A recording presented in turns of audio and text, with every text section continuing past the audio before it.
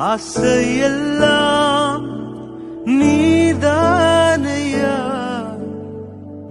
தேவையெல்லாம் நீதானையா, ரட்சகரே இயேசுநாதா. இருக்குதா? Right, okay. சரி, இந்த நாட்களிலும் வசனத்தை நான் தியானிக்கிறது முன்பதாக ஒரு சில இன்ட்ரோடக்ஷனான ஒரு சில காரியங்களை நம்ம உங்கள்கிட்ட சொல்ல விரும்புகிறேன்.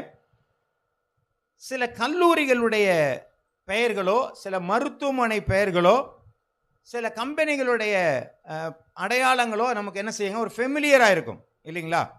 சில கல்லூரிகளை பார்த்தா ரொம்ப ஃபேமஸாக இருக்கும். அப்படி என்ன கல்லூரி ஃபேமஸாக இருக்கு?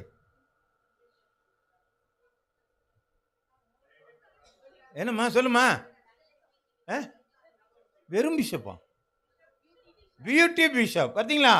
அப்போ அந்த இடத்துல என்ன பண்ணியிருக்காங்க, அது ஒரு மகிமைப்படுத்தும்படியாக பியூட்டி பிஷப் அப்படின்னு சொல்லி அதுக்கு ஒரு நிக்நேம் இருக்குது, ஒரு அடையாளப்படுத்தப்படுகிற ஒரு காரியம் இருக்குது. இப்போ வெள்ளூர் சிஎம்சி அப்படின்னு சொன்னால் என்ன பண்ணுவாங்க, அது ஒரு அடையாளப்படுத்தப்படும். எங்கே இருந்தாலும் பரவாயில்லைங்க, அந்த இடத்துக்கு போனீங்கன்னா உங்களுக்கு நல்லா குணமாயிருங்க. அப்போ அது ஒரு அடையாளப்படுத்தப்படுது.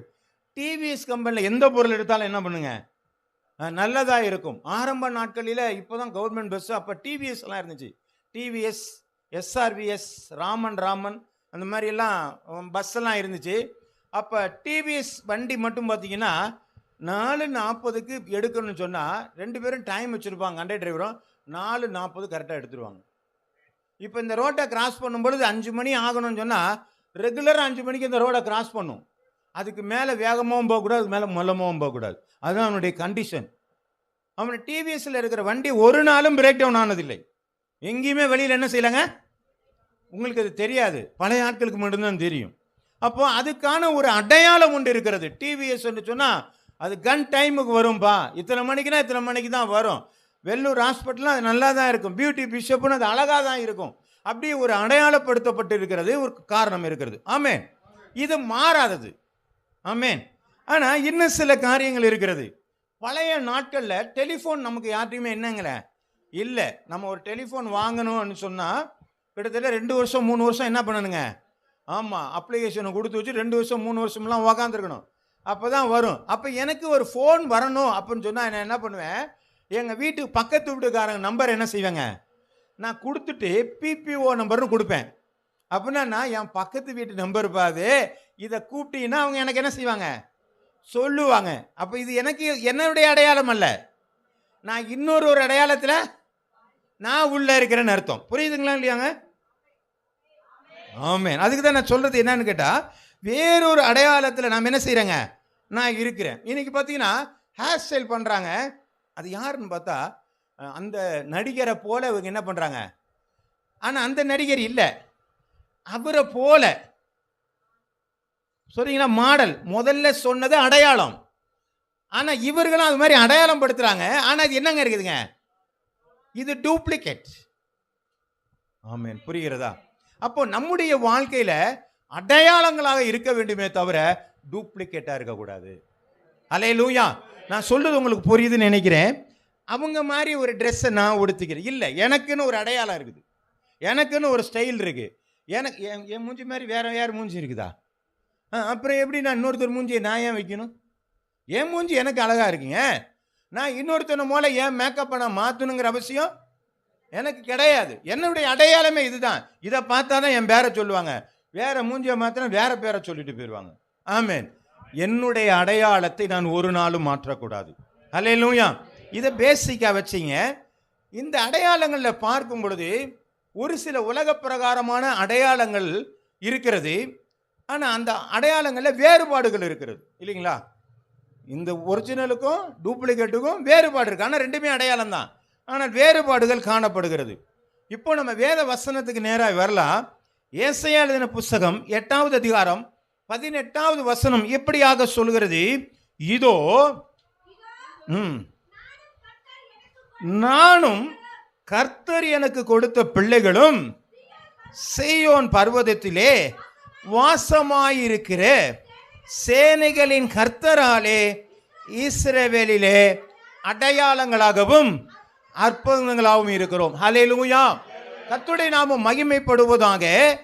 நானும் எனக்கு கொடுத்த கர்த்தர் எனக்கு கொடுத்த பிள்ளைகளும் சீயோன் பர்வதத்தில் வாசமாயிருக்கிற சேனைகளின் கர்த்தராலே இஸ்ரவேல் அடையாளங்களாகவும். ஆமா, நான் மட்டும் இல்லைங்க, என் பிள்ளைகளும் கடவுளாலே கர்த்தராலே நாங்கள் அடையாளங்களாகவும் அற்புதங்களாகவும் இருக்கிறோம். அல்லேலூயா. இஸ்ரவேலில் அடையாளங்களாக இருக்கிறார்கள், அற்புதங்களாக இருக்கிறார்கள். நாம இருக்கிற இடங்களிலே நாம் அடையாளங்களாக இருக்கிறோமா, அற்புதங்களாக இருக்கிறோமா? யாரை போல? நான் மட்டும் இல்ல, என்னுடைய பிள்ளைகளும் கர்த்தரால் அடையாளங்களாக இருக்கிறோமா? ஆமென். நான் சொல்லுவது புரிகிறதா? கர்த்தருடைய பிள்ளைகளாய் இருக்கிறேனா, நான் அந்த அடையாளத்தோடு இருக்கிறேனா? ஆமென். கர்த்தருடைய நாமம் மகிமைப்படுவதாக. நான் எதை சொல்ல வரேன்னு உங்களுக்கு புரியுதா? இந்த வசனத்தினுடைய காரியம் புரியுதா உங்களுக்கு? நான் என் பிள்ளைங்க கர்த்தராலே இந்த இஸ்ரவேலிலே அடையாளங்களாக இருக்கிறோம். அப்ப கடவுளுடைய பிள்ளையா இருக்கிறேன்னா என் ஊரிலே நான் அடையாளமாக இருக்கிறேன்.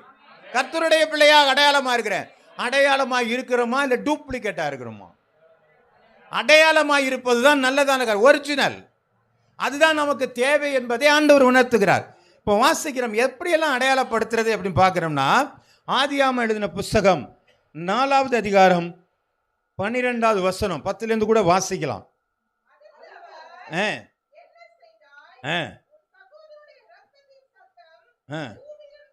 ஏம்மா ஆதியாகமம் 41 10லேருந்து 13.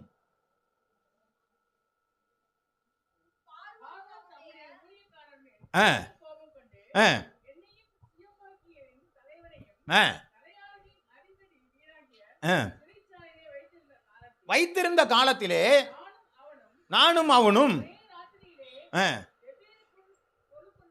சொப்பனங்களை கண்டோம்.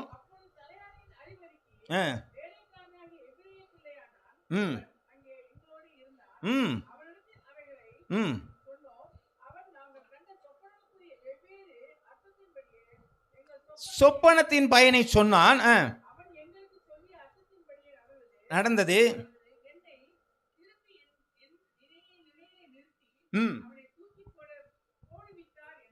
போதுமானது. இப்ப இங்க வசனத்துல என்ன வாசிக்கிறோம்னா, ஒரு 3 பேர் ஜெயில இருக்கிறாங்க. ஒருத்தர் சுயம்பாகி, ஒருத்தர் பானை பார்த்திருக்கிறார். சுயம்பாகினா தெரியுமா?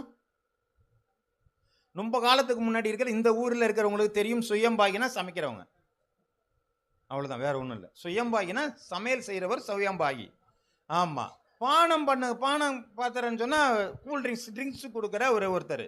இவர் அதுல எக்ஸ்பர்ட், அவர் அதுல எக்ஸ்பர்ட். இவங்க 2 பேரையும் கொண்டு போய் பிடிச்சி கொண்டு போய் உள்ள போட்டாச்சு. இப்போ அங்க ஏற்கனவே யார் இருக்கிறாங்க? யோசேப்பு இருக்கிறாரு. இவங்க 2 பேரும் கனவு காண்றாங்க. இப்போ கனவுக்கு விளக்கம் கொடுக்கும்போது பார்த்தா ஒருத்தனுக்கு ஒரு மாதிரி கொடுக்குறான், இன்னொருத்தனுக்கு விளக்கம் ஒரு மாதிரி கொடுக்குறான். அதே மாதிரி நடந்துருச்சு. 2 பேரும் வெளியில போயாச்சு. ஒருத்தன் செத்துட்டான், ஒருத்தன் என்ன பண்ணிட்டான்? திரும்ப தன்னுடைய பழைய நிலைக்கு போயிட்டான். அப்போ யோசேப்பை மறந்து விட்டான். இப்போ சொப்பனத்தை இந்த ராஜா பார்க்கும் பொழுது இப்பதான் அவனுக்கு ஒரு யோசனை வருது. இதனுடைய விளக்கத்தை ஒருத்தன் கொடுக்கிறான் அல்லவா, அப்படிங்கிற ஒரு அடையாளம் அங்கே காணப்படுகிறது. ஆமென். அப்ப உள்ளே இருந்த யோசேப்பு அடையாளப்படுத்தப்படுகிறான். அல்லேலூயா. அவனுடைய நடக்கை, அவன் கர்த்தராலே அவனுக்கு கொடுக்கப்பட்ட அந்த வரத்தினுடைய காரியங்கள், சொப்பனத்தினுடைய அந்த அர்த்தத்தை இவன் சொல்லும் பொழுது, ஒரு மனிதன் தப்புவிக்கப்பட்டானே, அவன் மூலமாக பார்வோனிடத்திலே செய்தி போகிறது. இந்த யோசேப்பு இவன் கனவுகளுக்கு என்ன செய்யறாங்க? வியாக்கியானம் கொடுக்கிறவனாய் இருக்கிறான். அந்த வியாக்கியானம் கொடுத்தது நிமித்தமாக யோசேப்பு எகிப்திலே உயர்த்தப்படுகிறான் என்று சொல்லி பார்க்கிறோம். அல்லேலூயா. அப்ப யோசேப்பு, எத்தனையோ பேர் ஜெயில இருந்தாங்க, எத்தனையோ குற்றவாளிகள் இருந்தாங்க. இவனை பத்தி கவலைப்படணும்னு அவசியம் இல்லை. ஆனால் ஆண்டவராலே அந்த இடத்துல என்ன பண்றாங்க? அடையாளப்படுத்தப்படுகிறான். அல்லேலூயா. நீங்களும் நானும் நாம் இருக்கிற இடத்துல அடையாளப்படுத்தப்படுகிறோமா? இவர் யார் என்று சொல்லி, நாம் யார் என்று சொல்லி மற்றவர்கள் நம்ம அடையாளப்படுத்தும்படியாக நம்முடைய வாழ்க்கை இருக்கிறதா? யார் மூலமாக? கர்த்தராலே. அப்ப என்னுடைய ஸ்பிரிச்சுவல், என்னுடைய ஆவிக்குரிய வாழ்க்கையின் மூலமாக என்னை யார் என்று சொல்லி ஜனங்கள் அடையாளப்படுத்துகிற மாதிரி நாம் நடந்து கொள்கிறோமா? இன்னொரு வசனத்தை கூட எடுத்து வாசிக்கலாம். அப்போஸ்தலர் எழுதின புஸ்தகம் 10வது அதிகாரம் 5 6 வசனங்கள் வரை. இப்பொழுது நீ யோப்பா பட்டணத்துக்கு மனுஷனை அனுப்பி பேதுரு என்ற மறுபேர் கொண்ட சீமோனை அழைப்பீர். தோல் பதனிடனாகிய சீமோன் என்னும் ஒருவனிடத்திலே தங்கி இருக்கிறான். அவனுடைய வீடு கடலோரத்திலே இருக்கிறது. நீ செய்ய வேண்டியதை அவன் உனக்கு சொல்லுவான். கொர்நேலியு ஒரு தரிசனத்தை காண்கிறான். அப்ப அந்த தரிசனத்தை காணும் பொழுது அந்த தரிசனத்தை கொண்டு வந்ததான தேவதூதன் சொல்லுகிறான், பேதுரு என்கிற ஒரு மனுஷன் இருக்கிறான். அவன் சீமோன் என்கிற தோல்பதனுடைய வீட்டிலே கடற்கரை ஓரத்தில் அப்பொழுது அவன் ஜெபித்து கொண்டு இருக்கிறான். அப்ப பேதுரு அங்கே அடையாளப்படுத்தப்படுகிறார்கள். ஆமென், ஆமென். சீசர்கள் இருக்கிறார்கள், ஆனால் பேதுருவை அங்கே அடையாளப்படுத்தப்படுகிற அவன் உனக்கு என்ன செய்வாங்க? நீ செய்ய வேண்டியதை உனக்கு சொல்லுவான். அப்போ பேதுரு அங்கே அடையாளப்படுத்தப்படுகிறான். தேவதூதனால என்ன செய்ய போறாங்க? அடையாளப்படுத்துறான். அவன் தான் ஒருத்தர் பேதுரு. நீ அவனை கூட்டிட்டு வா, அவன் உனக்கு சொல்லி கொடுப்பான்கிறார். அல்லேலூயா. இப்படி ஒரு அனுபவம் நமக்குள்ளாக இருக்கிறதா? அவங்கள கூட்டிடுவாங்க, ஜெபம் பண்ணுங்க, அவங்க சுகமாவாங்க. ஆமென். இந்த அனுபவம் நமக்கு ஏன் வரல? ஆமென். இது நமக்கெல்லாம் கொடுத்தாச்சு. பேதுருக்கு கொடுத்தது நமக்கும் கொடுத்தாச்சு. ஆமென். அப்ப நாம ஏன் செயல்படல? அப்ப அடையாளப்படுத்தப்படாதபடிக்கு நாம் எல்லோரை போல இருக்கிறோம் என்று சொன்னால், என்னுடைய வாழ்க்கையில நான் நார்மலான வாழ்க்கை தான் வாழ்ந்து கொண்டிருக்கிறேன். என்னுடைய ஆவிக்குரிய வாழ்க்கை வாழ்வேனே ஆனால் நான் அடையாளப்படுத்தப்படுவேன். அல்லேலூயா. இன்னும் நீ வாசிக்கலாம். யோவான் எழுதின புஸ்தகம் 1வது அதிகாரம் 15வது வசனம். யோவான் 1:15. அவனை குறித்து சாட்சி கொடுத்து, எனக்கு பின் வருகிறவர் எனக்கு முன் இருந்தவர், ஆகையால் அவர் என்னிலும் மேன்மை உள்ளவர் என்று நான் சொல்லியிருந்தேனே, அவர் இவர்தான் என்று சத்தமிட்டு. இப்ப யோவான் என்ன சொல்றாருங்க? ஒருத்தர் அடையாளப்படுத்துறாரு. என்ன அடையாளப்படுத்துறாரு? எனக்கு பின்னாடி வருகிற என்னோட ஒருத்தர் பெரியவர் இருக்கான்னு சொல்லிட்டு இருந்தேன்லப்பா, ஒரு மீட்பர் வரப்போறான்னு சொல்லிட்டு இருக்கேன்லப்பா, பாவத்தை சுமந்து தீர்க்கிற தேவாட்டுக்குட்டின்னு ஒருத்தர் சொல்லிட்டு இருந்தேன்லப்பா, அவர் தான். ஆமென். அப்ப இயேசு அங்கே அடையாளப்படுத்தப்படுகிறார். தனித்துவத்தை பெற அடையாளம் என்கிறது என்னன்னா ஒரு தனித்துவம், மற்றவர்களை போல அல்லாதபடிக்கு ஒரு தனித்துவத்தை எனக்கு கொடுப்பதுதான் எனக்கு அடையாளமாக இருக்கிறது. ஆமே. நம்ம சாதாரணமாக நம்மளுடைய ஃப்ரெண்டுகள்கிட்ட பேசும்பொழுது என்ன சொல்லிட்டு இருப்பாங்க? லேண்ட்மார்க் கொடுங்கன்னு கேட்போம். ஆமே. நமக்கு லேண்ட்மார்க் என்ன கொடுப்போம்? இப்போ இந்த இடத்துல இருக்குன்னா என்ன லேண்ட்மார்க் கொடுப்போம்? ஆர்ச்சி. அப்போ இது பொதுவானது, அது எல்லாத்தையும் போல இல்லை, அது தனித்துவமாக இருக்கிறது. அப்போ அதுதான் லேண்ட்மார்க், அதான் எனக்கு அடையாளப்படுத்துகிறது. என் இருக்கிற இடத்த, என் வீட்டை அடையாளப்படுத்துகிறது இந்த ஆர்ச்சி தான் அடையாளப்படுத்துகிறது. அப்போ நம்முடைய வாழ்க்கையில் என்னை அடையாளப்படுத்துகிறது என்று சொன்னால், நான் மற்றவர்களை காட்டிலும் தனித்துவம் உள்ளவனாக இருந்தால் மட்டும்தான் அடையாளப்படுத்தப்பட முடியும். ஆமென். கர்த்தருடைய நாமம் மகிமைப்படுவதாக. ஆனால் சில டூப்ளிகேட்டும் இருக்குது, அதையும் நம்ம வாசிக்கலாம். அப்போஸ்தலர் எழுதின புஸ்தகம் 4வது அதிகாரம் 36வது வசனம் 37வது வசனம்.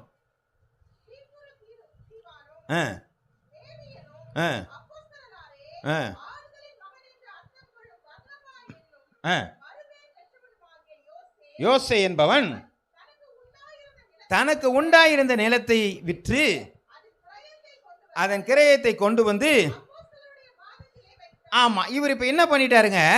இந்த ஆறுதல் மகனாகிய அர்த்தம் கொள்ளும் பர்னபா என்ற மறுபேர் கொண்டவனாகிய யோசே என்ன பண்ணாங்க? தனக்கு உண்டாயிருக்கிறதெல்லாம் கொண்டு வந்து குத்து என்ன பண்ணிட்டாருங்க? அப்போஸ்தலர் பாதப்படியில் உணர்ந்து வச்சாச்சு. இது இவனுக்குடையதான ஒரு தரிசனம். நான் சொல்றது புரியுதுங்களா?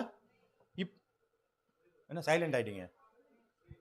நம்ம இப்போ கேட்கல உங்களை, இதுல உள்ளதை சொல்றோம். அப்போ தனக்கு உள்ளானது எல்லாத்தையும் என்ன செஞ்சுட்டாங்க? அவனுக்கு ஒரு தரிசனம் கிடைச்சது. எனக்கு எதுவுமே வேணாப்பா, எல்லாத்தையும் ஆண்டவர்கிட்ட கொடுத்துருன்னு எல்லாத்தையும் விற்று கொண்டு போய் என்ன பண்ணிட்டாருங்க? அப்போஸ்தலர் பாதப்படியில் கொண்டு வச்சாச்சு.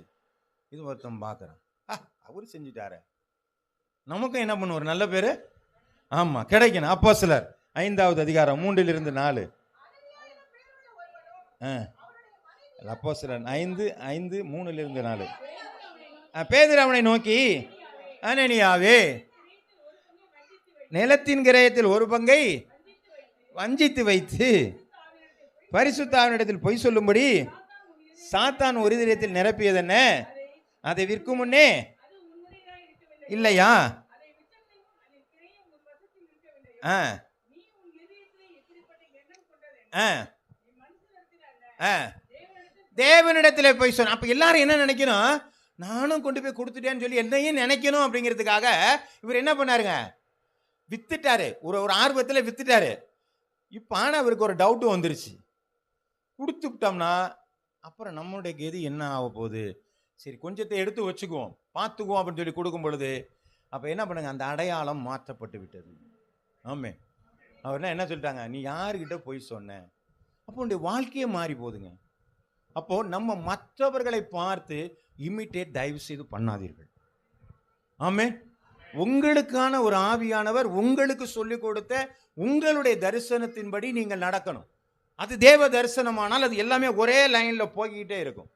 நம்ம அது இல்லாதபடிக்கு மற்றவர்கள் எப்படி செய்கிறார்களோ அதே மாதிரி நான் செய்யணுங்கிற ஒரு காரியத்தை செய்வேனே, ஆனால் அது எனக்கு பொய்யாக டூப்ளிகேட்டாக நான் மாறிடுவேன் இல்லைங்க. டிஜிஎஸ் தினகரனுக்கு ஒரு பழக்கம் உண்டு.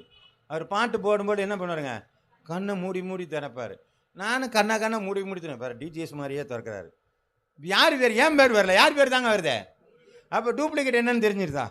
நம்ம யார் பேரையும் இமிட்டேட் பண்ண வேண்டாம். இன்னொன்று கூட வாசிக்கலாம். அப்போஸ்தலர் எழுதின புஸ்தகம் 19வது அதிகாரம் 12 to 16 வசனங்கள் வரை. அவனுடைய சரீரத்தில் இருந்து உருமால்களையும் கச்சைகளையும் கொண்டு வந்து வியாதிக்காரர் மேல் போட வியாதி அவர்களை விட்டு நீங்கி போயின. பொல்லாத ஆவிகளும் அவர்களை விட்டு புறப்பட்டன.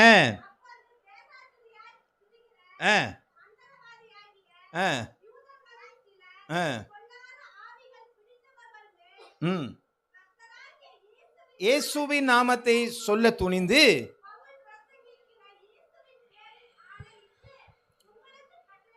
கட்டளையிடுகிறோம் என்றார்கள். பிரதான ஆசாரியர் ஸ்கேவா இப்படி செய்தார்கள்.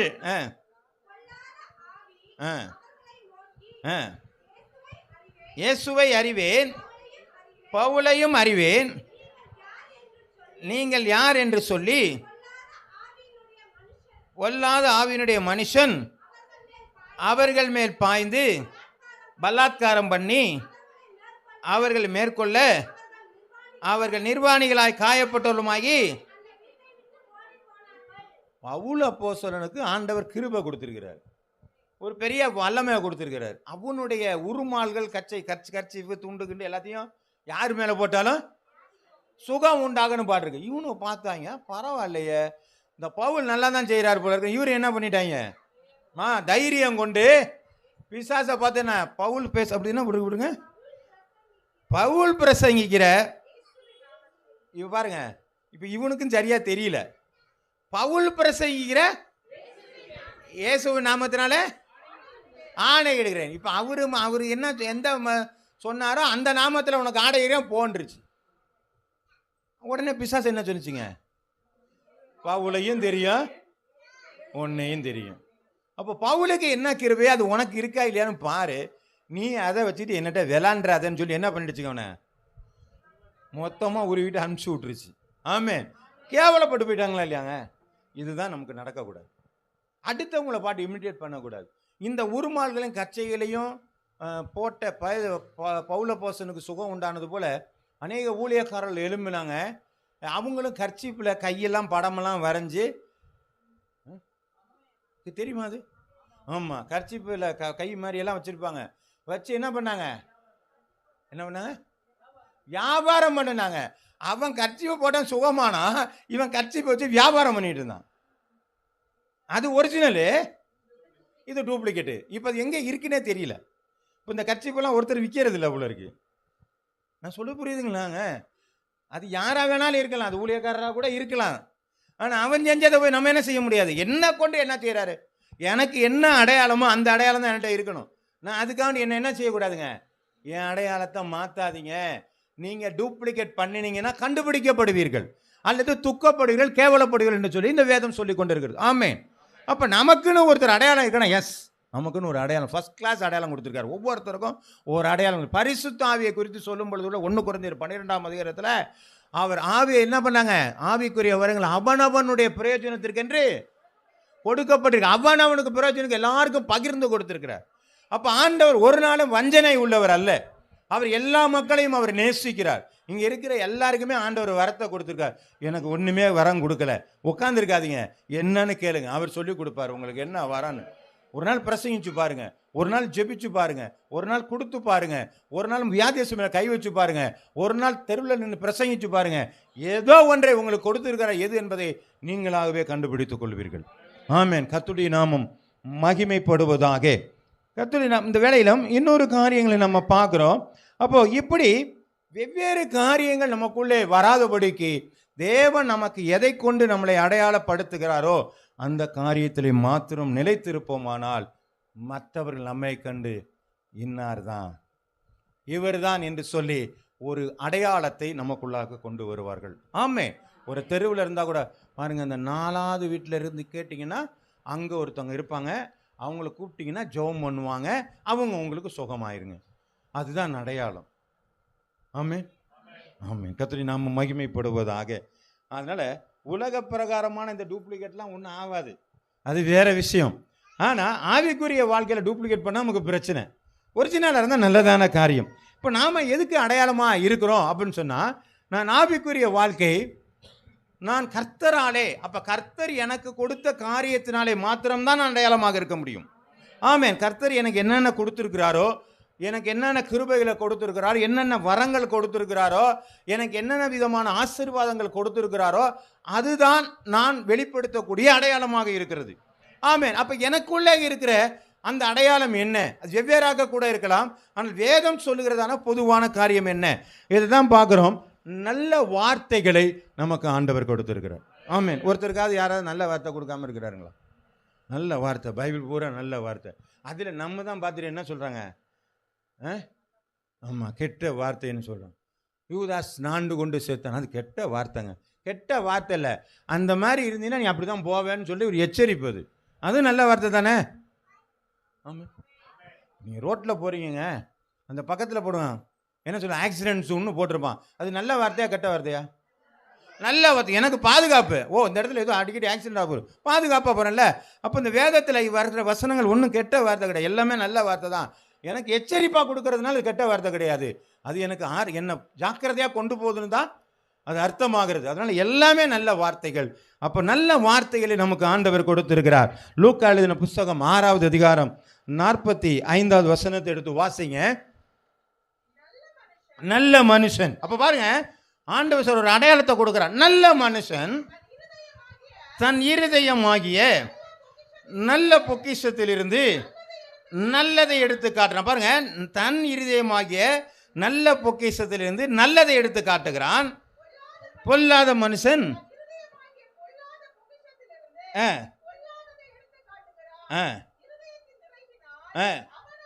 இருதயத்தின் நிறைவினால் வாய் பேசும். அப்ப எனக்கு சட்டிக்குள்ள இருக்கிறதா ஆமாம் அகப்பையில் வரும். அப்போ எனக்குள்ளே கெட்டது இருந்தால் கெட்டது தான் வரும், நல்லது இருந்தால் நல்லது தான் வரும். அப்போ நல்ல மனுஷன் தன் இருதயம் ஆகிய நல்ல பொக்கிஷத்திலிருந்து நல்லதை எடுத்து கொடுக்குறான். அப்போ என்கிட்ட இருக்கிறதெல்லாம் நல்லதாகவே இருக்குமானால் என்னுடைய வார்த்தை நல்லதாகவே இருக்கும். ஆமென். வசனத்தை வாசிக்கலாம். எரேமியா எழுதின புஸ்தகம் 31வது அதிகாரம் 33வது வசனம். ஏன் எனக்குள்ள நல்ல வார்த்தையெல்லாம் வருது? அந்த நாட்களுக்கு பிற்பாடு நான் இஸ்ரவேல் குடும்பத்தோட பண்ண போகிற உடன்படிக்கையாவது, நான் என் நியாயப்பிரமாணத்தை அவர் உள்ளத்திலே வைத்து அதை அவர்கள் இருதயத்திலே எழுதி, நான் அவர்கள் தேவனாயிருப்பேன், அவர் என் ஜனங்களாய் இருப்பார் என்று. அப்ப பாருங்க, என் உள்ளத்துக்குள்ளார ஆண்டவர் என்னத்தை எழுதி வச்சுட்டாருங்க? வசனத்தை எழுதி வச்சுட்டாரு. அப்ப அதனால எனக்குள்ளே இருக்கிறது எல்லாமே என்னவா தான் இருக்குங்க? வசனமா தான் வரும். அப்ப வசனம் எல்லாம் நல்லது. ஆமென். கொஞ்சம் அப்படியே கொஞ்சம் இறங்கி வந்துருங்க. 3வது 4வது எனக்கு போயிட்டீங்களா என்னமோன்னு தெரியல. சரி ரைட்டு. அப்போ பாருங்க, எனக்குள்ள நல்லது. ஏன்னா என் இருதயத்தில் நல்லதையா எழுதி வச்சிருக்கிறாரு. அப்போ நான் பேசுறதெல்லாம் எப்படி இருக்குங்க? அப்போ பொல்லாதவன்ட்ட தான் என்ன வருங்க? அப்போ நான் நல்லதை மட்டுமே, ஒருத்தரும் பேச மாட்டேங்கிறீங்களே. நல்லதை மட்டும்தான். நீங்க நல்லதை மட்டும் பேசுறீங்கன்னா நீங்க அடையாளப்படுத்தப்படுவீர்கள். ஆமென். புரியுதா நான் சொல்றது? புரியுதுங்களா? என் ஊர்ல நான் நல்லதை மட்டும் தான் பேசுவேன். அடுத்தவன் ஆசீர்வாதமாக தான் பேசுவேன். கெட்டத்தனமாக ஒன்றும் பேச மாட்டேன். நல்ல கவுன்சிலிங் தான் கொடுப்பேன். நல்ல முறையில் அவனோட பழகுவேன். நல்ல வார்த்தையில் அவன்கிட்ட பேசுவேன். நான் அடையாளப்படுத்தப்படுவேன். ஏன்? இல்லைங்க, அவரெல்லாம் அப்படிப்பட்ட நல்ல வார்த்தையில் பேசுவாருங்க. புரியுதுங்களா? அப்போ நல்ல வார்த்தை எனக்குள்ளாக இருக்குமானால் நான் அடையாளப்படுத்தப்படுகிறேன். அல்லேலூயா. இன்னொரு வசனத்தை கூட எடுத்து வாசிக்கலாம். எபேசியருக்கு எழுதின புஸ்தகம் 4வது அதிகாரம் 29 30 வசனங்கள் வரை. கெட்ட வார்த்தை ஒன்றும் உன் வாயிலிருந்து புறப்பட வேண்டாம், பக்தி விருத்திக்கு ஏதுவானே நல்ல வார்த்தை உண்டானால் அதையே கேட்கிறவர்களுக்கு. அப்ப நம்ம பேசுற வார்த்தைலாம் என்ன இருக்கணுங்க? மற்றவங்களுக்கு பிரயோஜனமா இருக்க பேசணும். ஆமே, ஆமா, பிரயோஜனம் உள்ளவனாக பேசுங்கள். அப்படின்னா என்ன அர்த்தங்க? ஊரு கதை உலகத்து கதை பேசாத, பிரயோஜனமே கிடையாது. அடுத்தவனை பற்றி பேசாத, பிரயோஜனம் கிடையாது. உருப்படாதவன் சொல்லி பேசாத, அவன் நாசமாக போவான்னு பேசாத. ஆமே, ஆமே. அப்போ உங்களுடைய வாயின் வார்த்தை இது ரொம்ப ரொம்ப கவனமாக இருக்கணுங்க. நம்ம பிள்ளைங்கள்லாம் என்ன பண்ணிடுறாங்க, சில பேர், நீ உருப்பிடவே மாட்டேன். ஏங்க, நம்ம பிள்ளை போய் உருப்பிட மாட்டேன் நம்ம சொன்னால் அப்புறம் யார் தாங்க அதை உருப்பிட வைக்கிறது? இதை நம்ம ஏன் மறந்து போகிறோன்னு சொன்னால், ஆபிரகாமுக்கு ஒரு வார்த்தை சொன்னார் தெரியுங்களா? வாசிக்கலாமா? ஆதியாகமம் புத்தகம் 12ஆம் அதிகாரம் 1, 2, 3 எடுத்து வாசிங்க.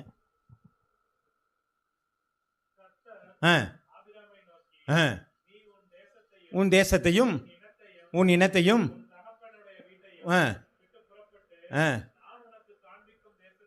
ஓ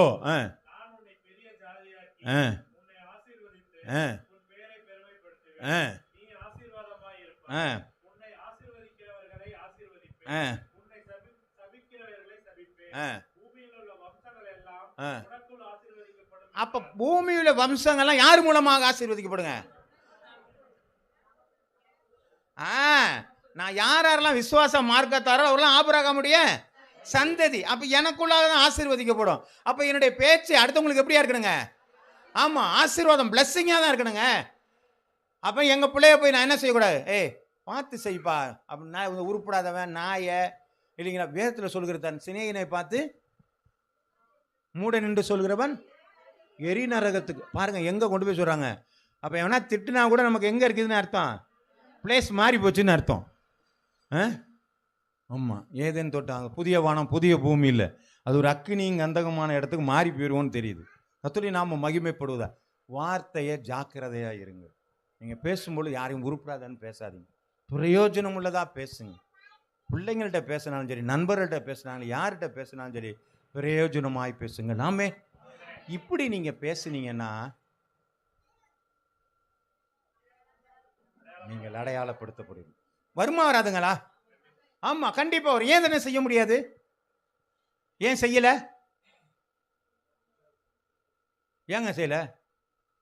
தெரியாது, இன்னைக்கு தெரிஞ்சுக்கிட்டோம். ஆமென். புரியுதுங்களா? நான் தெரியல அதனால செய்யல, இப்ப நான் தெரிஞ்சுக்கிட்டேன், இனிமே என்ன பண்ணிடுவேன்? செய்வோம். அவ்வளவுதான் பிரச்சனை. நமக்கு தெரியாத வரணும் பிரச்சனை கிடையாது. தெரிஞ்சிருச்சா? ரைட்டு, ஓகே ஆண்டர், நான் கீழ்படுகிறேன், அதோட முடிச்சுட்டு போய் வாசிக்கலாங்க. 1 பேதுரு எழுதின புஸ்தகம், அது இன்னொரு வசனம் கூட அதுல இருக்கு. எபேசியர் 20:30 வசனத்தை கூட வாசிங்களேன். அன்றியும் முத்திரையாக பெற்ற தேவனுடைய பரிசுத்த ஆவியை. அப்ப நீங்க ஒரு தவறான வார்த்தையை பேசும் பொழுது நமக்குள்ள இருக்க பரிசுத்த ஆவியை என்ன பண்ணுவாருங்க? நேற்று கூட அவர் பேசினாரு, ஆவியை துக்கப்படுத்தாதீங்கன்னாரு. நம்ம பேச்சு சரியா இல்லைன்னா என்ன பண்ணிடுங்க? ஆண்டவர் துக்கப்படுவார். ஐயோ என்னடா என் பிள்ளை இப்படி இருக்குது. இல்லை அவன் ஒன்றும் கேட்பான், நீ இவன் சபைக்கு போகிறவனா? தடால் அடி அதான் அடிக்கிறாங்க. இவன்லாம் சபைக்கு போகிறவன் மாதிரி எப்படி இருக்கிறான்ட்டு. ஆமே, வேற மாதிரி அடையாளம். இந்த அடையாளம் நமக்கு வேண்டாம். நம்ம அடையாளம் நல்லது. இவங்கெல்லாம் சபைக்கு போகிறவங்கப்பா, அப்படி வரணும். இவெல்லாம் சபைக்கு போகிறவனா வரக்கூடாது, இவங்கெல்லாம் சபைக்கு போகிறவங்கன்னு வரணும். அதுதான் நமக்கு. புரியுதா? 2 டோனுக்கும் வித்தியாசம் இருக்குதா? ஆமென். நன்றி. 1 பேதுரு 3வது அதிகாரம் 9வது வசனத்தை வாசிக்கலாம். தீமைக்கு தீமையும் உதாசீனத்துக்கு உதாசீனத்தையும் சரி கட்டாமல் அதற்கு பதிலாக நீங்கள் ஆசீர்வாதத்தை சுதந்தரித்துக் கொள்ளும்படி அழைக்கப்பட்ட, ஆசீர்வாதத்திற்காகத்தான் நாம் அழைக்கப்பட்டோம் என்று அறிந்து ஆசீர்வதியுங்கள். அப்ப நம்ம என்ன செய்யக்கூடாதுங்க? தீமைக்கு தீமை, ஆமா, தீமைக்கு தீமை உதாசீனத்துக்கு, ஆமா, நான்லாம் உப்பு போட்டு சோறு திங்க இல்லையா, எனக்கு சூடு சோறுனே இல்லையா, ஆமாம், இது ஆவிக்குரியதில் அதெல்லாம் கிடையாது. நம்ம உப்பு போட்டு சோறு திங்கிறோமா, சூடு சோறுனா இருக்கா, அதெல்லாம் தெரியாது. ஆண்டவர் சொன்னார், நீ என்ன சபிக்கிறியா, பரவாயில்ல, நான் உன்னை ஆசீர்வதிச்சு போகிறேன். உனக்கு வெக்கமா இல்லை? எனக்கு ஒன்றும் வெக்கம் இல்லையே. ஏன்? எங்கள் அப்பா சொன்னதை பற்றி நான் செஞ்சுட்டு இருக்கிறேன். என் ஆண்டவர் சொன்னதை நான் செய்கிறேன்ப்பா, உன்னை ஆசீர்வதிக்கிறேன். நான் உன்னை திட்டினேன், பரவாயில்ல, நீ என்ன திட்டிட்டு போ, நான் உன்னை ஆசீர்வதிக்கிறேன். ஆமாம். கடந்த நாட்களில் இந்த பீகாரில் எரிந்த ஒரு அருமையான ஊழியக்காரர் பிள்ளை, 2 பிள்ளைங்களையும், ஆமாம், ஒரு மகனை அவரையும் வச்சு கொண்டுட்டேன் தெரியுமா? ஆமாம், எரிச்சு கொண்டுட்டாங்க. அப்போது அவருடைய மனைவிகிட்ட போய் கேட்டாங்க. மனைவி சொன்னாங்களாம், இந்த குற்றவாளிகளை என்ன செய்யலாம், மன்னிச்சிருங்க. அதுதான் அடையாளப்படுத்தும். இன்றைக்கி நம்ம பேசிகிட்டு இருக்கோன்னு சொன்னால் அவருடைய வார்த்தை இன்றைக்கு அடையாளப்படுத்தி கொண்டு இருக்கிறது. அல்லேலூயா. ஆண்டவரை இயேசு கிறிஸ்து அதானே சொன்னாங்க, பிதாவே இவர்கள் செய்கிறது என்னதென்று. அதே மாதிரி இன்னொருத்தர் சொன்னது யாருங்க? சேவான்னு அதான் சொன்னார். புரியுதுங்களா? அடையாளப்படுத்தப்படும். சேவான்னு அடையாளம் வந்துருச்சா இல்லையாங்க? அப்போ நம்முடைய வார்த்தைகள், நம்ம பேசுகிற வார்த்தை ரொம்ப ஜாக்கிரதையாக பேசுங்க. இஷ்டத்துக்கு பேசிடாதீங்க, கொஞ்சம் பொறுமையாக. அதெல்லாம் சொல்கிறாங்க, கோபப்படுவதில் பேசுறதுல பொறுமையாக, தாமதமாக பொறுமையாக பேசலாம், ஒன்றும் தப்பு இல்லை. திட்டுறது கூட கொஞ்சம் யோசனை பண்ணி திட்டலாமா வேணாமான்னு ஒரு நிமிஷம் நினச்சி யோசனை பண்ணால் திட்டவே மாட்டோம். ஆமென், ஆமென், ஆமென். நல்லதை நம்ம பேசுவோமாங்க? யார் யார் ஆமென் சொன்னவங்களும் பழிக்கும். ஆமென். நம்ம எல்லாருமே நல்லதாக பேசுவாங்க, எல்லாரையும் ஆசீர்வதிப்பாங்க.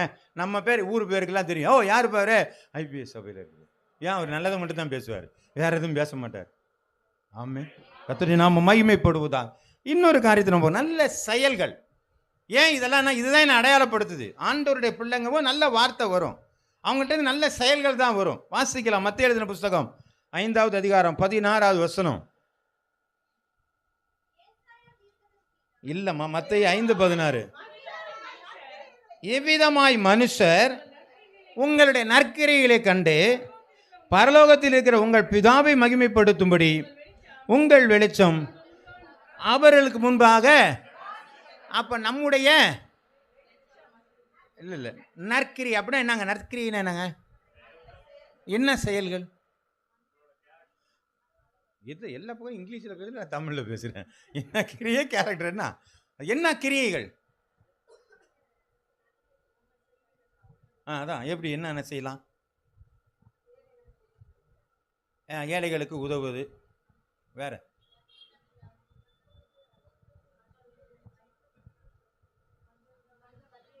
வெள்ளைக்காரன் தான் ஒய்ஃப் ஏதாவது கொண்டு வந்து ஒரு தண்ணி கொண்டு கொடுத்தாலும் அவன் என்ன சொல்லுவாங்க? நம்ம மட்டும் சொல்ல மாட்டோம். ஆமே, அப்படின்னு சொன்னா கூட தேங்க்ஸ் சொல்லிடுறாங்க, கரெக்டாக சொல்றாரு அவர். அப்போ நம்ம மட்டும் என்ன செய்யறாங்க?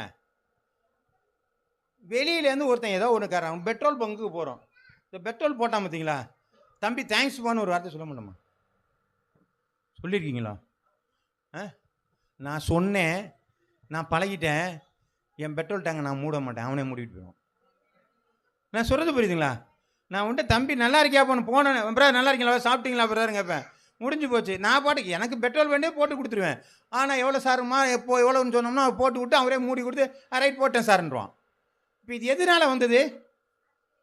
நல்லா இருக்கியான்னு ஒரு வார்த்தை கேட்டதுனால. இதை நம்ம என்ன செய்ய மாட்டாங்க.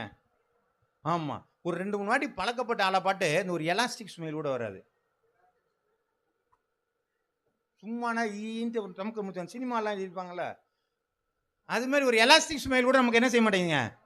வந்தோடனே பார்த்தா என்னமோ விரோதியை பார்த்துட்டு போகிற மாதிரி தான் நெட்டுக்கு போயிட்டு இருக்கோம். பார்த்தா ஹாய் சொல்லிட்டு போனால் என்ன பிரதர் நல்லா இருக்கீங்களா பிரதர், அது ஏன் சொல்ல மாட்டேங்கிறோம்? யாரை வேணாலும் பார்க்கலாங்க, ஒரு வாட்டி 2 வாட்டி 3 வாட்டி பார்த்துட்டீங்களா, பிரதர் நல்லா இருக்கீங்களா, ஹாய் வாங்க அப்படின்னு சொல்லிட்டு போகிற என்ன குறை வந்துருச்சு நமக்கு? அடையாளப்படுத்தும். இதுதான் உங்கள் நல்ல கிரியை. காசு கொடுக்கறதுனால மாத்திரம் இல்லை, உங்கள் வார்த்தையே என்ன பண்ணிடுங்க, நல்ல கிரியைகள் கொண்டு வர செய்யணும். ஆமே. ஆமாம், ஹோட்டலில் சர்வர்கிட்ட போனால், தம்பி எனக்கு இது கொஞ்சம் வாங்கிக்கு வந்து செய்ப்பா அப்படின்னு சொன்னால் அவர் என்ன பண்ணுங்க, இந்த தம்பின்னு சொல்லிட்டா இல்லை சாருன்னு சொல்லிட்டான்னு வச்சுங்க, ஊந்து ஊந்து உங்களை வந்து பார்ப்பான். பாப்பாரா பார்க்க மாட்டாங்க. ஏன் அந்த வார்த்தை நமக்கு வர மாட்டேங்குது? அந்த வார்த்தை வரலைங்கிறதுனால தான் நமக்கு கொஞ்சம் டிலேயாக வருது. தண்ணி கூட லேட்டாக வருது. ஆமே. சார் எனக்கு கொஞ்சம் ஒரு தண்ணி கொஞ்சம் கொடுங்க சார்னா உளுந்து அடித்து உளுந்து கொடுத்துருவாங்க. ஏன்னா சாருங்கிறது யாரும் சொல்ல மாட்டேன்ட்டாங்க, இவர் நான் சொல்கிறாரு ஐயா. இதாங்க நல்ல காரியம். என்னுடைய செயல்கள், நான் உங்கள்கிட்ட மற்றவங்கள்ட்ட பேசுகிற காரியங்கள், ஒரு நன்றி சொல்ல, ஒரு தேங்க்ஸ் சொல்கிறது, தம்பிங்கிறது, அண்ணேங்கிறது, இதில் என்ன தப்பு இருக்குது? நமக்கு ரொம்ப பிரிஸ்டேஜ். நம்ம என்னமோ ஏகப்பட்ட பெரிய ஆள் மாதிரி நினச்சிக்கிட்டு நம்ம அண்ணேன்னு சொல்கிறதுல மட்டும் என்ன செய்வாங்க, ரொம்ப வருத்தப்பட்டு உட்காந்துருக்கும். ஆனால் ஒரு சில பேர் பார்த்தீங்கன்னா, ஒரு சில ஊர்கள் நாங்கள் பஸ்ஸில் பிரயாணம் கண்டக்டராக வேலை பார்க்கும் பொழுது அண்ணேன்னு தான் சொல்லுவாங்க. இந்த கோயம்புத்தூர் சைடெலாம் பார்த்தீங்கன்னா என்னென்னம்பாங்க இல்லைங்களா? நிறைய இடங்களில் உங்கள் ஊரில் எப்படி தானே வா போதானா சரி தெரியல. ஒரு சில இடங்களில் பார்த்தீங்கன்னா யாரை பார்த்தாலும் அண்ணன் தான் சொல்லுவாங்க. அது ஏன்? நல்ல பழக்கம் தானே, ஏன் அதை நம்ம செய்யக்கூடாது? நல்ல பழக்கங்கள் கற்றுக்கொள்ளணும். அடுத்தவங்கள்ட்ட இருக்கிற ஒரு நல்ல பழக்கங்களை நம்ம கற்றுக்கொள்கிறது நல்லது. ஒரு 2 பேரை ஒரு 2 வாட்டி 3 வாட்டி பார்த்துக்கலாம். என்ன பிரதர் நல்லா இருக்கீங்களா, சிஸ்டர் நல்லா இருக்கீங்களா சிஸ்டர், அப்படி என்ன ஒரு மாதிரி உடம்பு சரியில்லாமல் இருக்கா, என்ன எதுவும் பிரச்சனையா, ஒன்றும் இல்லையா, சரி நல்லா இருங்க சிஸ்டர், அந்த ஒரு வார்த்தை சொல்லும் பொழுது நீங்கள் தனித்துவமாக்கப்படுவீர்கள். ஆமே. அது உங்களை அடையாளப்படுத்த நீங்கள் அதை செஞ்சு பாருங்களேங்க. ஆமே. எனக்கு என்னுடைய மேனேஜரு அவர் யாருக்குமே விஷ் பண்ண மாட்டார். அது யூனியன் லீடர்ஸ் எல்லாம் போய் சொன்னாங்களாம், என்னங்க யாரும் விஷ் பண்ணாங்கன்னா நீங்கள் மட்டும் விஷ் பண்ண மாட்டேங்கிறீங்களாமே அப்படின்னு சொல்லி அந்த மேனேஜர்கிட்ட போய் சொன்னாங்க.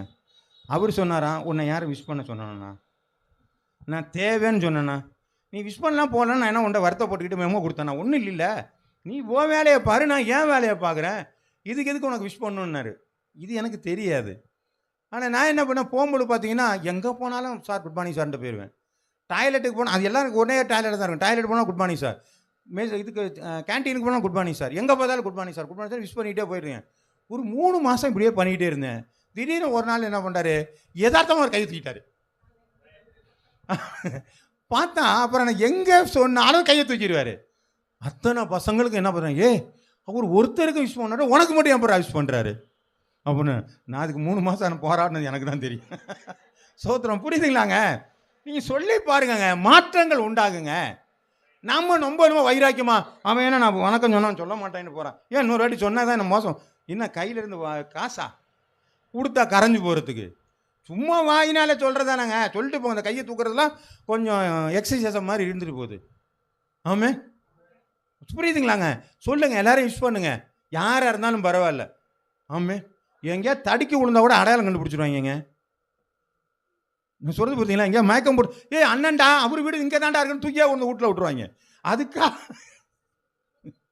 நல்ல ஆரோக்கியமாக இருங்கள் அப்படி சொல்லலை, ஒரு அடையாளமாக நம்மளை எல்லாருக்கும் தெரியும். அதான் கர்த்தருடைய நாம மகிமைப்படுதா. நல்ல செயல்களை செய்வோம். அப்போது இந்த எல்லாம் நல்ல கிரியை நம்ம செய்கிறோம், வெளிச்சம் பிரகாசிக்கணும்னு சொன்னால் வாசிக்கலாம். யோவான் 1:9 பாருங்க, எப்படி நமக்கு அது பிரகாசமாக நமக்கு வருது அப்படின்னு சொன்னால் வாசிங்க. உலகத்திலே வந்த எந்த மனுஷனையும் பிரகாசிக்கிற ஒளியே, ஆமாம், ஆண்டவர் தான் என்ன ஒளியாக பிரகாசிக்க வச்சிருக்கிறாரு. அப்போ ஆண்டவர் எனக்குள்ளாக இருக்கிறார், ஆனால் நான் பிரகாசிக்கிறவனாக இருப்பேன். என்னுடைய பிரகாசம் தேவனை மகிமைப்படுத்தி கொண்டிருக்கிறது, அது என்னை அடையாளப்படுத்தி கொண்டிருக்கிறது. ஹல்லேலூயா, ஹல்லேலூயா. இது எத்தனை பேருக்கு புரியுது? ஆமென். கர்த்தருடைய நாம மகிமைப்படுவோம். வாசிக்கலாம். அப்போஸ்தலர் எழுதின புத்தகம் 10வது அதிகாரம் 4வது வசனம்.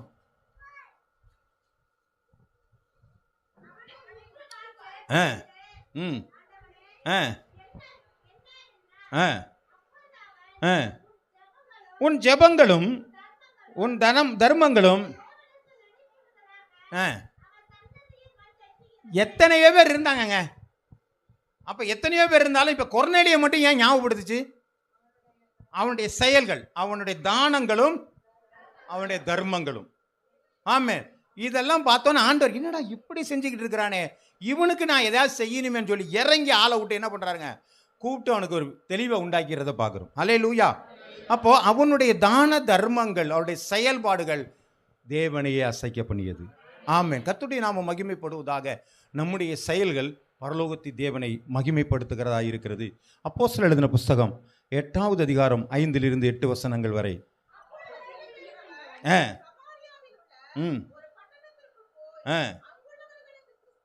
அங்குள்ளவர்களுக்கு கிறிஸ்துவை குறித்து பிரசங்கித்தான்.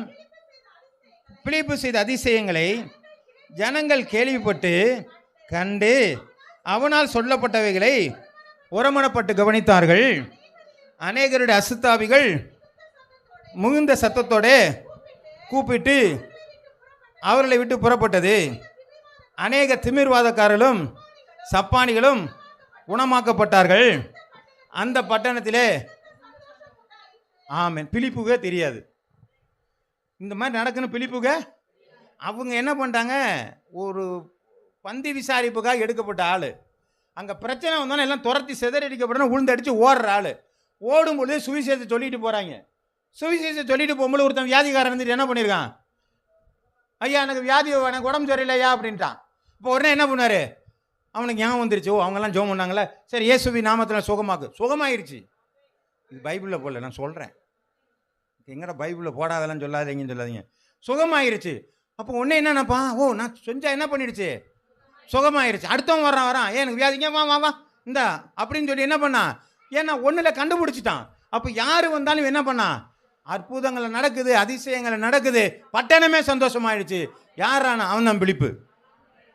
பேதுரு கேட்குறா, எருசலேமில் இருக்கிற ஆள் கேட்குறா, டேய் சமாரியாவிலெல்லாம் சுவிசேஷம் அறிவிக்கப்பட்டுருச்சுரா, எப்படி அங்கே ஒருத்தன் பிலிப்புன்னு ஒருத்தன் போயிட்டு கலக்கி விட்டான்டா போடானே, உலகத்தை கலக்கிறவன் அங்கேயும் வந்துட்டானு, சமாரியா ஒருத்தன் கலக்கிறானே, என்னடாண்டா அங்கேருந்து புறப்பட்டு வந்துட்டாங்க. யாருங்க, பேதுரு யோவானும் உறங்கி வந்து என்னடா பண்ணி வச்சுருக்கிறீங்க அப்படின்னாங்க. என்ன ஞானஸ்நானம் வாங்கிட்டீங்களா, எல்லாம் ஒன்று வாங்கிட்டேங்க. அப்புறம் பரிசுத்தாவி பற்றினா அதெல்லாம் ஒன்றும் இல்லை, வா அது முக்கியமானதுன்னு சொல்லி எல்லாம் தலையில் கையை வச்சு என்ன பண்ணாங்க.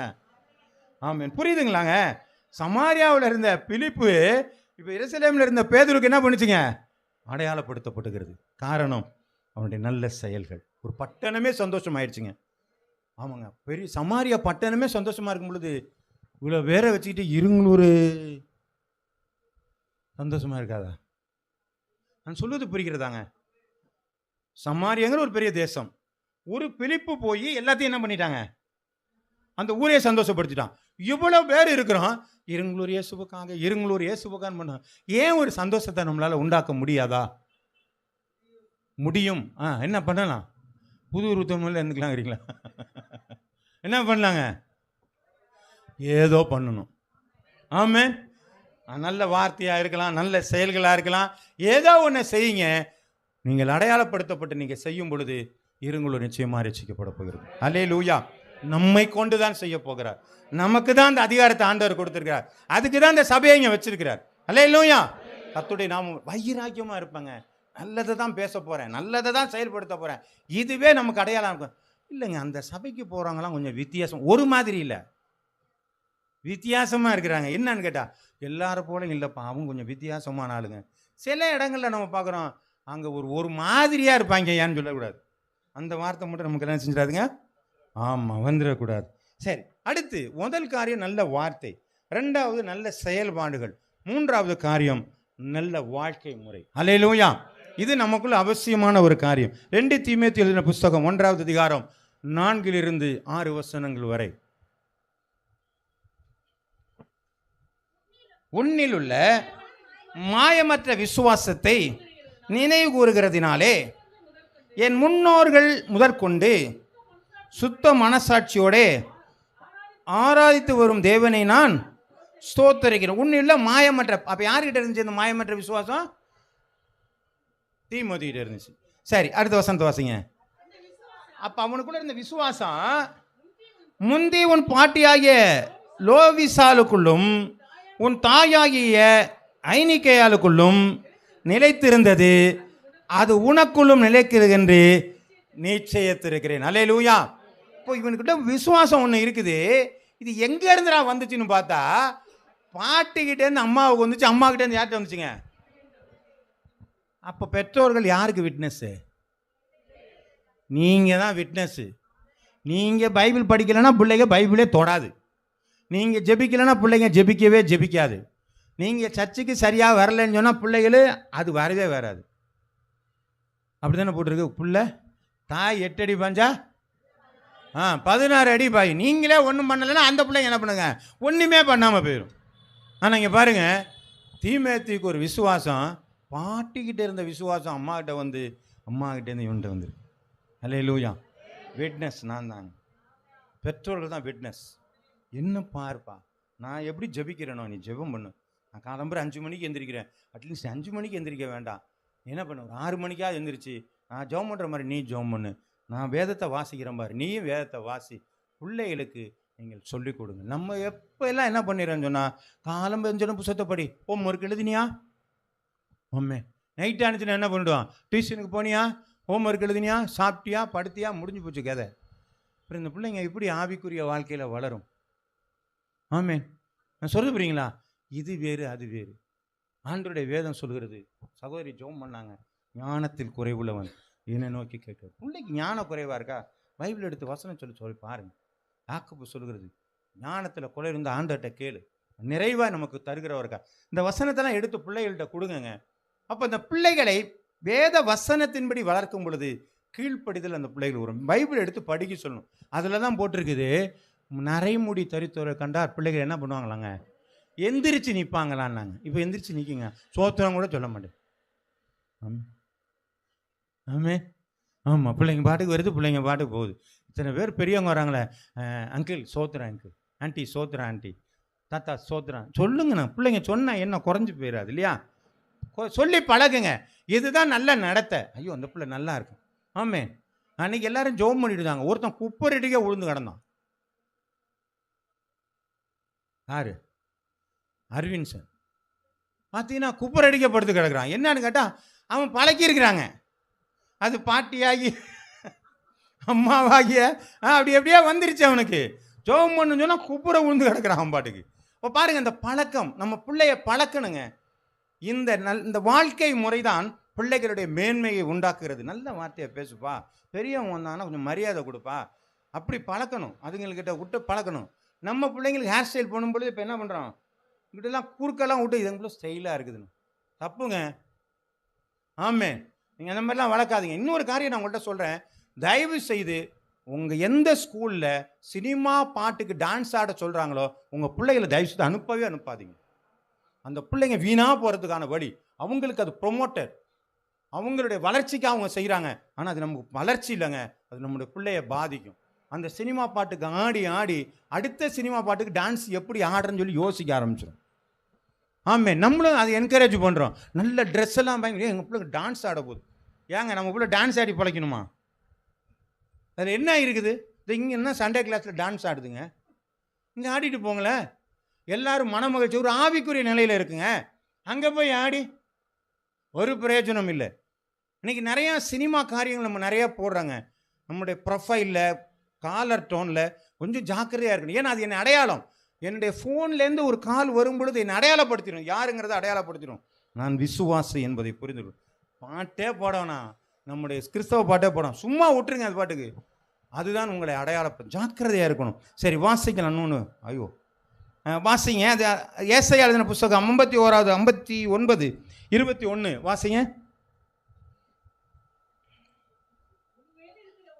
உன்மேல் இருக்கிற என் ஆவியும் நான் வாயில் அருளிய என் வார்த்தைகளும் இது முதல் என்றென்றைக்கும் உன் வாயிலிருந்தும் உன் சந்ததியின் வாயிலிருந்தும் உன் சந்ததியினுடைய சந்ததியின் வாயிலிருந்தும் நீங்குவதில்லை என்று கர்த்தர் சொல்லுகிறார். இது எனக்கும் அவரோடு இருக்கிற என் உடன்படிக்கை. ஹல்லேலூயா. அப்போ நாமெல்லாம் ஆண்டவரோட உடன்படிக்கை பண்ணினபடினாலே அது என்ன பண்ணுங்க, என்னுடைய சந்ததியாக தொடரக்கூடிய ஒரு உடன்படிக்கையாக இருக்கிறது. ஹல்லேலூயா. அப்போ என்ன செய்கிறாங்க சொன்னால், என் ஆவியும் நான் வாயில் அருளின என் வார்த்தைகளும் இது முதல் அப்படின்னா என்னத்துங்க, ஆண்டவருடைய ஆவியும் வார்த்தையும் நம்மளை விட்டு நீங்கக்கூடாதுங்க. நம்ம பிள்ளைங்களுக்கு நிறையா சொல்லிக் கொடுக்கணும். தெரியாது. இன்றைக்கி பார்த்தீங்கன்னா படிப்பை தவிர பிள்ளைகளுக்கு பொது அறிவு நிறையா என்ன செய்யலைங்க, அவங்களுக்கு இல்லை. அதெல்லாம் நம்ம கற்றுக் கொடுக்கணும். சும்மா உட்காந்துருக்க நேரத்தில் உங்கள் பழைய வாழ்க்கையை சொல்லிக் கொடுங்கள். உங்களுடைய கஷ்டமான வாழ்க்கை வரலாறுகளை சொல்லிக் கொடுங்க. அப்பா நான் இவ்வளோ தூரம் கஷ்டப்பட்டு நான் இந்த வேலைக்கு வந்திருக்கிறேன்ப்பா, இவ்வளோ தூரம் நான் படித்து நான் அந்த மாதிரி வந்திருக்கேன்னு உங்கள் வாழ்க்கை முறையை உங்கள் பிள்ளைகளுக்கு சொல்லிக் கொடுங்கள். அந்த பிள்ளைகள் அது வளர்க்கக்கூடியதாக இருக்கிறது.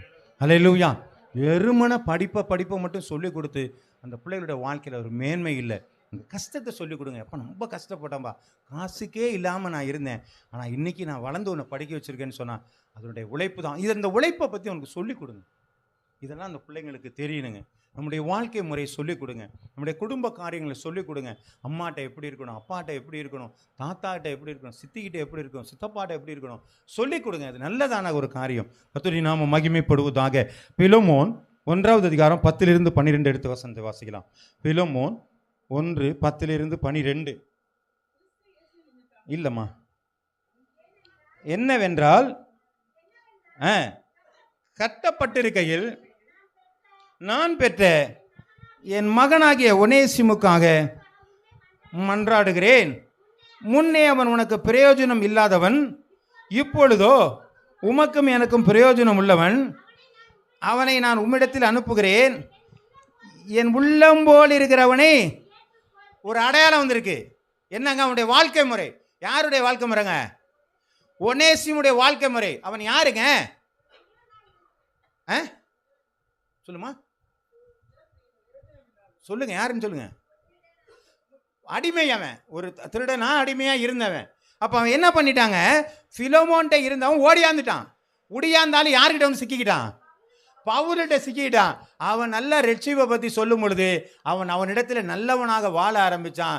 திரும்பி அவனை என்ன பண்ணாங்க? பிலமோனுக்கு அனுப்பும் பொழுது, எப்பா இருதயத்தை போல இருப்பான்ப்பா, முன்னாடி அவன் உனக்கு பிரயோஜனம் இல்லை, இப்போ அவன் பிரயோஜனம் உள்ளவனாக எனக்கும் உனக்கும் மாறிவிட்டான். அடையாளங்களுக்கு அவனுடைய வாழ்க்கை முறை. அவன் பழைய முதலாளிகிட்ட கொண்டு போய் அவன் அனுப்பும் பொழுது ஒரு விட்னஸ் வருதுங்க, நல்லவனாக மாறிட்டான்ப்பா, உனக்கும் அவனும் எனக்கும் பிரயோஜனம் உள்ள மனிதனாக இருக்கு. நம்முடைய வாழ்க்கையில் பாருங்கள், நல்ல வார்த்தைகளை நீங்கள் அதிகமாக பேசுங்கள். நல்ல காரியங்களை, செயல்களை நீங்கள் செயல்பட ஆரம்பிங்கள்.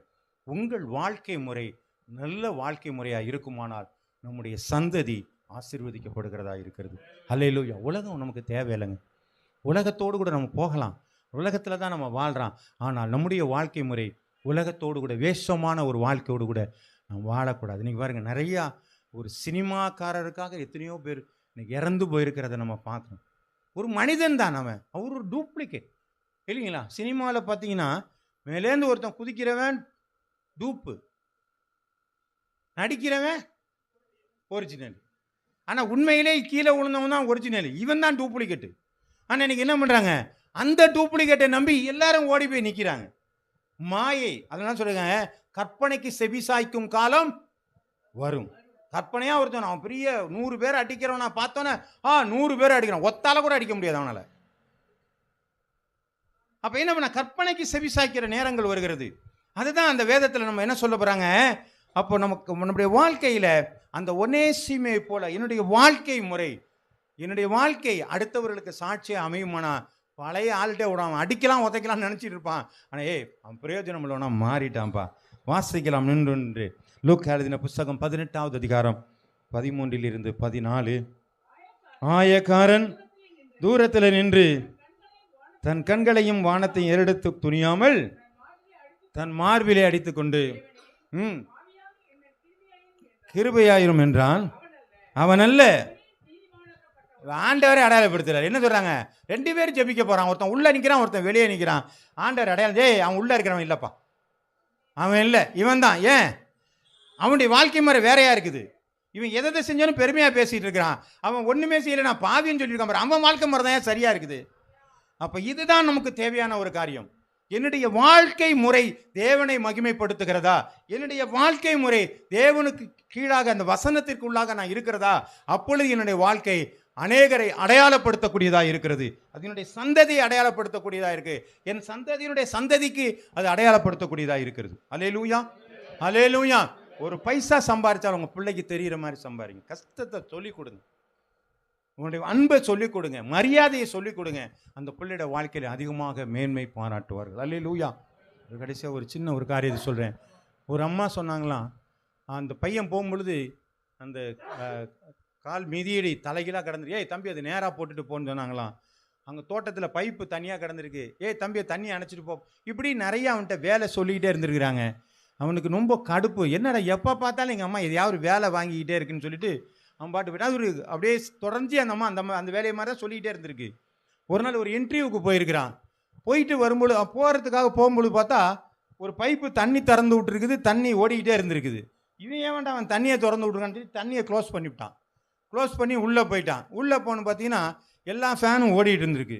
இவன் என்ன பண்ணிட்டான், தனக்கு கீழே இருக்கிற ஃபேனை மட்டும் போட்டு பாக்கி எல்லாத்தையும் ஆஃப் பண்ணிட்டு உட்காந்துக்கிட்டே இருந்திருக்கிறான். சொல்லி போறீங்களா? இப்படி சில காரியங்களை செஞ்சுட்டு இன்டர்வியூக்குள்ளே போனானா அவனுக்கு நேராக வந்தோன்னா ஆர்டர் கையில் கொடுத்தாங்களாம். என்னங்க சார்ண்ணா? நீ அப்பாயின்மெண்ட்டுன்னு. ஏன்னு கேட்டேன், நீ வரும்பொழுதே உங்களை பார்த்துட்டு இன்டர்வியூ முடிஞ்சிருச்சு. ஆமே, அவன் தகப்பன் சொல்லி கொடுத்த காரியம் லகுவாக பெருசு பார்த்தீங்களா? அவனுக்கு அது எனக்கு கடுமை ரொம்ப கஷ்டமாக இருந்துச்சு. ஆனால் அவனுடைய பழக்கம், அவனுடைய ப்ராக்டிஸுக்கு, அவனுடைய வாழ்க்கை ப்ராக்டிஸ் வரும்பொழுது எதை பார்த்தாலும் சரியாக செய்யணுங்கிற ஒரு எண்ணம் வந்துருச்சு. அவன் வாழ்க்கை ஆசீர்வாதமாய் மாறுகிறது. நம்முடைய வாழ்க்கை அநேகருக்கு சாட்சியாக இருக்கணுங்க. நம்முடைய வாழ்க்கையை பார்த்து சொல்லணுங்க, வா அவங்கெல்லாம் அவங்க வாழ்க்கை தான் ஏன் உண்மையான வாழ்க்கை. கும்புற சாமி நல்ல சாமிப்பா. கேஷுவலாக சொல்லக்கூடிய காரியம், நல்ல வார்த்தையை பேசுகிறாங்க, நல்ல பழக்க வழக்கங்கள் இருக்குது, நல்ல வாழ்க்கை முறை. அவங்க பாட்டி பிள்ளைங்கள்லாம் எவ்வளோ சந்தோஷமாக இருக்கிறாங்க. இதை தாங்க ஆண்டவர் எதிர்பார்க்குறார். கர்த்தரை நம்புகிறவனோ செழிப்பான். அந்த ஆண்டவருடைய சொல்கிறாரு, நீங்கள் எல்லாவற்றிலும் வாழ்ந்து, எவ்வளோ பெரிய ஆசீர்வாதங்க. எல்லாவற்றிலும் வாழுப்பான், நல்லா இருப்பான். இதை தான் ஆண்டவர் சொல்கிறாரு. ஆனால் நம்ம தான் எதையாவது ஒன்றில் எங்கேயாவது பிரேக் டவுன் பண்ணிட்டு என்ன பண்ணுறாங்க, ஆண்டவர் சோதிக்கவே சோதிக்கிறான். ஒரு நாளும் சோதிக்கிறவர் அல்ல. நம்மளா நமக்கு கஷ்டத்தை படுத்தி தான் ஆமாம் சோதிக்கிறவர்களாக இருக்கிறோம். வாசிக்கலாம். 1 பேதுரு 2வது அதிகாரம் 9 - 12 வசனங்கள் வரை. நீங்களோ உங்களை அந்தகாரத்தினின்று தம்முடைய ஆச்சரியமான ஒளியிடத்திற்கு வரவழைத்தவருடைய புண்ணியங்களை எப்படி அறிவிக்கிறோம்? நல்ல வார்த்தையினாலே, நல்ல செயல்னாலே, நல்ல வாழ்க்கையின் மூலமாக தேவனுடைய புண்ணியத்தை நாம் அறிவித்து தெரிந்து கொள்ளப்பட்ட சந்ததியாயும். பாருங்க, இந்த வாழ்க்கை முறை இருந்துச்சுன்னா நாம் தெரிந்து கொள்ளப்பட்ட அடையாளப்படுத்தப்பட்ட சந்ததியாயும், ராஜரீக ஆசாரிய கூட்டமாயும், பரிசுத்த ஜாதியாயும், அவருக்கு சொந்த ஜனமாயும் இருப்பீர்கள். அடையாளம் வந்துருச்சு. வாசிங்க தொடர்ந்து. முன்னே நீங்கள் தேவனுடைய ஜனங்களாய் இருக்கவில்லை, இப்பொழுதோ அவருடைய ஜனங்களாய் இருக்கிறீர்கள். முன்னே நீங்கள் இரக்கம் பெறாத இருந்தீர்கள், இப்பொழுதோ இரக்கம் பெற்றீர்கள். பிரியமானவர்களே, அந்நியர்களும் பரதேசியுமாய் இருக்கிற நீங்கள் ஆத்துமாவுக்கு விரோதமாய் போர் செய்கிற உலக வாழ்க்கை, மாமிசத்தின் வாழ்க்கைக்கு நீங்கள் விட்டு விலகி, புறஜாதியர் உங்களை அக்கிரமக்காரர் என்று விரோதமாய் பேசும் விஷயத்திலே அவர்கள் உங்களுடைய நற்கிரிகளை கண்டு அவற்றின் நிமித்தம் சந்திப்பின் நாளிலே தேவனை மகிமைப்படுத்தி நீங்கள் அவர்களுக்குள்ளே நல்ல நடக்கையுள்ளவர்களாக நடந்து கொள்ளுங்கள் என்று உங்களுக்கு புத்தி சொல்கிறேன். கர்த்தருடைய நாமம் மகிமைப்படும். ஒரு புத்தி சொல்கிறாராம், பா எல்லாரும் கெட்டவன் தான்ப்பா, ஆனால் நீ நல்லவனாக இருந்து நீ தேவனை மகிமைப்படுத்து. அதுதான் ஆண்டவர் விரும்புகிறார். இதற்கு தான் நீ தெரிந்து கொள்ளப்பட்டவனாக இருக்க. ராஜரீக கூட்டம், ஆசாரிய கூட்டமாக, தேவனுடைய சொந்த ஜனமாக இருக்கிற நாம் ஒரு விட்னஸ், ஒரு சாட்சி உள்ள ஒரு வாழ்க்கை என்பது நம்முடைய நல்ல வார்த்தை, நல்ல செயல்கள், நல்ல குடும்ப வாழ்க்கை. இதுதாங்க நமக்கு என்ன செய்யுங்க, குடும்பத்தில் என்ன பண்ணக்கூடாதுங்க, சண்டையை சண்டை போடக்கூடாதா? வருமா வராதாங்க? வரும், வராமல் இருக்கக்கூடாது. வந்தால் தான் அன்பு அதிகமாயிரும். ஆமே, அப்படி தானே திருக்குறள் என்ன திருக்குறள்? என்ன திருக்குறள்? ஊடல் காமத்திற்கின்பம் அதற்கின்பம் கூடிய மகிழ்ந்து பெறும். சொன்ன சரி தானே? சரி, தெரியலன்னா பரவாயில்ல, நான் கரெக்டாக தான் சொல்லிட்டேன். நான் சொன்னது கரெக்டு தான். அப்போ என்ன பண்ண, சண்டை இருக்குங்க. நீங்கள் சண்டை போனால் அப்புறம் என்ன பண்ணுவீங்க? அந்த சமாதானத்துக்கு வர்றதுக்குள்ளே இருக்கு பாருங்க ஒரு நடிப்பு. ஆமே, நல்லது. அதுதான் உங்களுடைய விருப்பத்தை, ஒருத்தர் மேலே ஒருத்தர் பிரியத்தை அதிகப்படுத்துறது அந்த காரியம்தான். அந்த சண்டை வரும்போது திரும்பி கூடுற காரியம் இருக்குது பாருங்க, உங்களுடைய மகிழ்ச்சி பெரிதாக இருக்குது. இதுதாங்க வாழ்க்கை முறையை. நல்ல நம்முடைய வாழ்க்கையை, நல்ல வார்த்தை, நல்ல நடக்கை, நல்ல செயல்பாடுகளினாலே நம்ம கர்த்தர் ஆசீர்வதிச்சிருக்கிறார். அதாங்க நம்முடைய வார்த்தை. இதுதாங்க நம்மளை உலகத்தில் அடையாளப்படுத்த போகிறது. ஆமே, இந்த அடையாளத்தோடு வாழ்வோம், தேவனை நாம் மகிமைப்படுத்துவோம். அல்லேலூயா, அல்லேலூயா. ஆமே, புரிந்து கொண்டீர்களா? நடப்போமா? நடந்தால் கர்த்தருக்கு மகிமை உண்டாவதுதான்.